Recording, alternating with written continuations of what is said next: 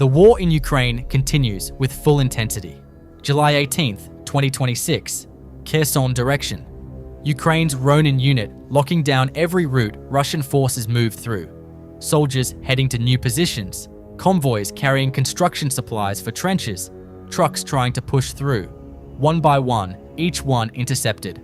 New soldiers arriving at this front getting caught before they reach their positions. The space Russia can actually operate in keeps shrinking, and every vehicle taken out here makes the next attempt harder. One of the strangest moments on this front, a Russian FPV drone moving into position to ambush Ukrainian vehicles, waiting at a crossing point, ready to activate. Before it can, a Ukrainian civilian spots it and grabs it with his bare hands. The entire sequence captured by a Russian reconnaissance drone watching from above. The man calmly removes the payload, disables the drone, and walks away. The ambush that never happened. A Russian soldier in a vehicle, an FPV drone closing in. He opens fire first, trying to bring it down, realizes it won't work, and jumps, a split second too late. The timing doesn't give him the gap he needed. 3 Russian soldiers sheltering inside a ruined building. A drone strike hits without warning. One soldier happens to step outside at exactly that moment and survives. He looks back at the building in the chaos, then makes for the nearest underground shelter without stopping. 2 of the 3 don't come out.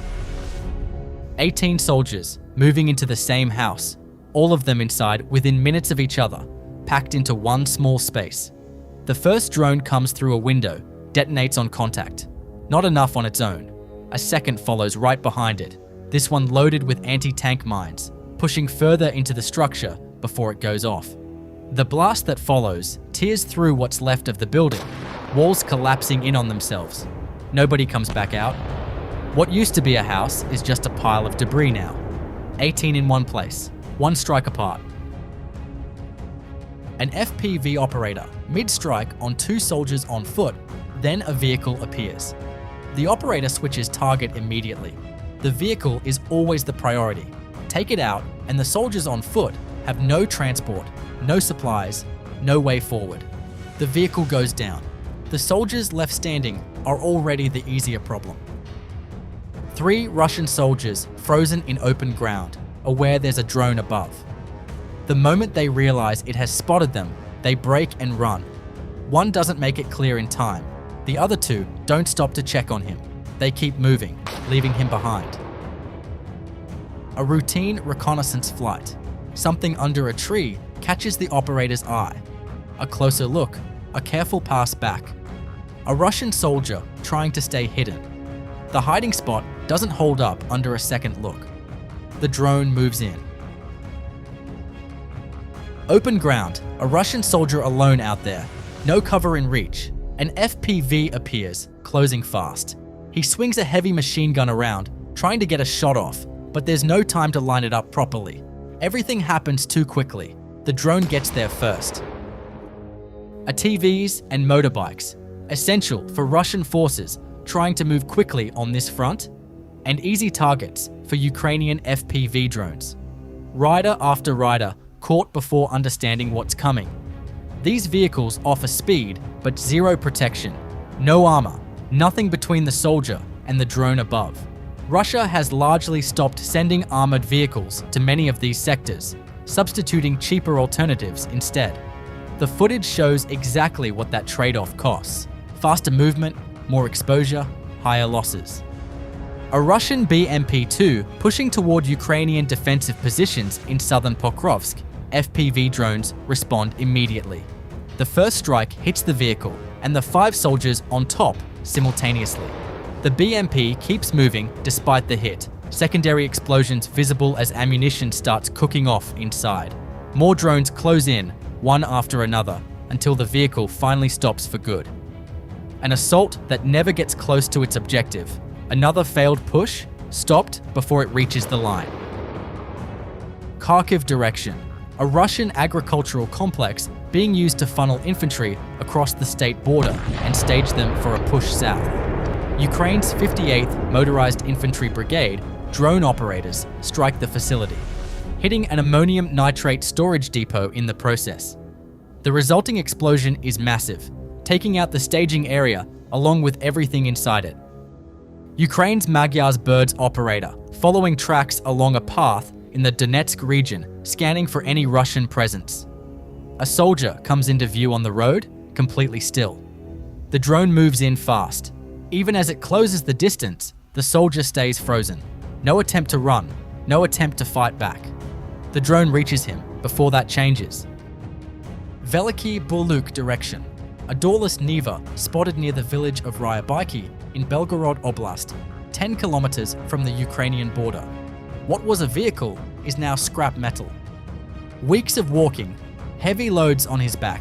Supplies moved on foot now, along the Lyman direction. He makes it into the tree line, figuring that's cover enough.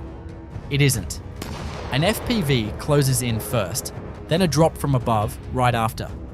Whatever the trees were supposed to offer, they don't. A Ukrainian MiG-29 strike on a Russian UAV operator base in Kurilivka, Kharkiv region.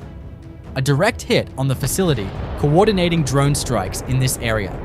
Crew and equipment taken out before another wave could launch. Precision from the air, ending the threat at its source. A vehicle loaded with supplies meant to reinforce the position ahead. Belgorod direction. Ukraine's Star Battalion, 22nd Mechanized Brigade, finds it first. One strike, and everything it was carrying goes up with it. Ukraine's SBU striking the Shadow Fleet tanker Avero in the Black Sea. The 4th Suezmax-class vessel hit in 10 days. Vessels that carry Russian crude oil to China and India in defiance of G7 sanctions. The same night, 3 oil depots in Stavropol Krai set ablaze, 600 kilometers from Ukraine's border. Fires and explosions across all 3 sites. Different approach this time. A Ukrainian FPV, armed instead of loaded with payload, closing in on a Russian drone mid-air. No kamikaze run here. It fires, the target drops, and the Ukrainian drone flies home intact. One less loss on their side, one less threat in the sky. A soldier on a quad bike trying to deliver food and ammunition to forward positions in Belgorod Oblast. The moment he hears the drone, he abandons the vehicle and disappears into the tree line. The quad bike and its supply trailer get burned where they stand. Someone at the front goes without. Ukraine's 1st and 33rd Assault Regiments, working in coordination. Reconnaissance spots the movement, crews confirm the target, a precise strike follows. The threat is neutralized before it reaches its objective. Textbook coordination between 2 units. Ukraine's 42nd Mechanized Brigade adding 2 more to the tally, an artillery piece and a ground robotic complex, both taken out in the same operation. Every piece of equipment gone here reduces what Russia can put on this sector. The brigade keeps building on that list. A Russian soldier spotted swimming in a river. Within seconds, a drone strike connects. He never reaches the other bank. Basements, half-collapsed houses, whatever's left standing. Soldiers moving from one hiding spot to the next along the Vovchansk direction. Ukraine's 2nd Battalion, 57th Motorized Brigade, works through the list methodically, drone after drone, checking each location in turn. Nowhere on this list stays untouched for long. Several days, same sector, heavy vehicles, an artillery piece, a ground robotic system, all caught along the same stretch in Kharkiv region. Drone crews work the front line directly, hitting both logistics and active weapons as they show up. Whatever gets moved into this sector runs into the same result before it's put to use. No time to settle in. The moment infantry takes a position, the response starts. Ukraine's Apache crews track it closely. Reconnaissance first, then a precise drop right on target. Sloviansk direction, one position after another, cleared before it can be used for anything. Here's what that actually cost the other side. A position isn't just soldiers, it's a foothold meant to support the next push forward. Losing it early means whatever was planned from there has to be rebuilt from scratch, somewhere else, under the same watch. 10 in one go, not spread across a week, all in the same window. These are Molniya 2S, fixed-wing strike drones, cheap and mass-produced, built to overwhelm whatever's watching the sky by sheer numbers. Ukraine's Omega unit runs the Intercept with Odeon, faster and more maneuverable than what they're chasing. Russia sends these out, expecting some to slip through the gaps.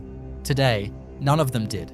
Every single one in this batch ends the same way, back to back, no exceptions. What you just watched is happening every single day.